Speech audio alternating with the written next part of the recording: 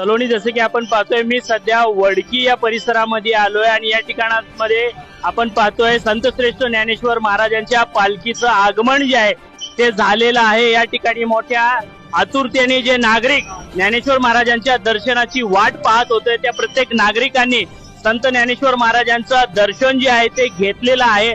नागरिकांनी दर्शन घेतलेलं आहे। आता त्यांच्या मनामध्ये जे आनंदाची उकळी फुटलेली आहे त्या संदर्भात आपण विशेष संवाद जे आहे त्यांच्याशी संवाद साधणार आहे।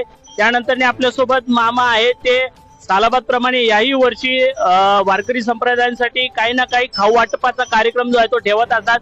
निश्चितच यंदा सुद्धा ते ठेवलेले असतील। आता आपल्या सोबत आहेत, आपण त्यांच्याशी संवाद साधणार आहोत। मामा, सालाबाद प्रमाणे याही वर्षी वारकऱ्यांसाठी वेगवेगळे उपक्रम आपण घेत असता, काय सांगाल? ह्याच्यासाठी खूप आनंद वाटतोय। आषाढी वारी आहे ही, ह्याच्यात सगळ्यांना बिस्किट वाटणे, केळी वाटणे, गुडदाणी वाटणे खरोखर आनंदाचा क्षण आहे आणि हा प्रत्येकाला लाभो हीच माझी इच्छा आहे। काय सांगाल? यावेळेस आपल्यासोबत काही महिला भगिनी आहेत, आपण त्यांच्याशी देखील संवाद साधणार आहेत। ज्ञानेश्वर महाराजांच्या दर्शनासाठी तब्बल 1 वर्ष आपण वाट पाहत होता आणि तो क्षण आता आलेला आहे आणि संधी देखील त्याचं मिळालेली आहे। कसं वाटतंय? चांगलं वाटतंय, आनंद वाटतोय। वारकरी संप्रदायामध्ये सहभागी झालेल्या नागरिकांना काय संदेश देण्याचा प्रयत्न करा? ही वारी सतत तुम्ही शेवटपर्यंत करा।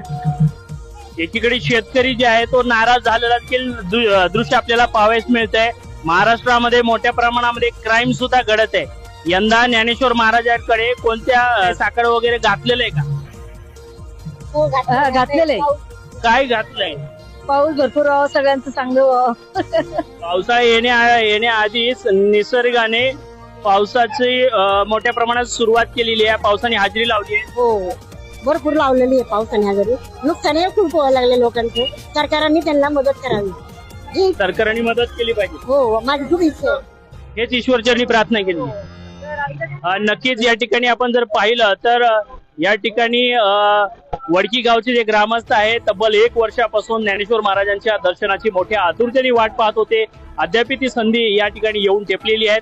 ज्ञानेश्वर महाराजांच्या दर्शन घेतल्याच्या नंतर या ठिकाणी जे नागरिक आहेत नागरिकांच्या मनामध्ये आनंदाची उकळी जी आहे ती या ठिकाणी फुटलेली आपल्याला दृश्य या ठिकाणी पाहावयास मिळते। त्यानंतर असे आमचे मामा हे सालाबाद प्रमाणे याही वर्षी पालखी संप्रदायामध्ये काही ना काही खाऊ वाटप जे आहे ते करत असतात। याही वर्षी ते बिस्किट जे आहे ते मोठ्या प्रमाणात वाटलेले आहेत, त्याबद्दल नागरिक या ठिकाणची मोठ्या प्रमाणात खुश झालेलं दृश्य पाहावयास मिळत आहे। कॅमेरामन अजय सूर्यवंशीसह मी मनीष कांबळे,